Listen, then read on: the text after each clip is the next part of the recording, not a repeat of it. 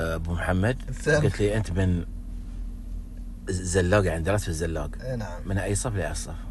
تقريبا من الرابع لنهاية الاعدادي. تفضل منو، عندك سؤال حق الاخ عادل؟ لو سألته انا اي صف تخرجت؟ ايه قال متخرج من الثانوي. قال متخرج من ليش ما كمل الجامعة؟ ما أدري.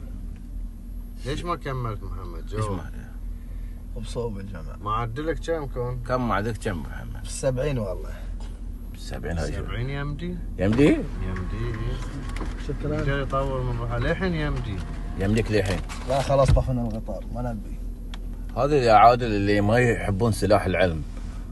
هاي مشكلة ذي. Yeah. هاي مشكلة نعاني منها يعني في الخليج. في البحرين بالذات. ما عندهم التأهيل لمواصلة الدراسة. ايه. شو تسوي؟ ما تفتح كتب، ما تفتح شيء. خلاص جامعة وين بروح؟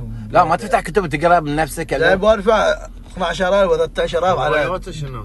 دبلوم. هواياتك شنو؟ وين بروح؟ هواياتك شنو قال لك الاخ عادل؟ ما في هوايات. عنده وين بيقول؟ تو بيقول لك كنت رادر. قول قول لا ما- تستحي. ما في. كلش ولا هوايه واحده صغيره؟ الارقاد بس. بس رقاد؟ ايه. لا من كذي يعني ما اروح الجامعه اخوي. يا اي والله يفكر في الموسده.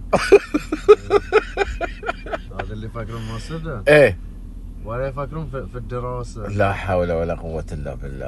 العلم نور. شوف ابو شرار قاعد يتطور. ها والنعم في ابو شراره. اي يتطور قاعد. ابو شراره بعد انا مجهز له حفل نتخرج ان شاء الله. يستاهل. على إيه. شرفي. ما تقصر. يستاهل. زين بنشوف احنا ابو شر اذا تخرج لوين بيوصل.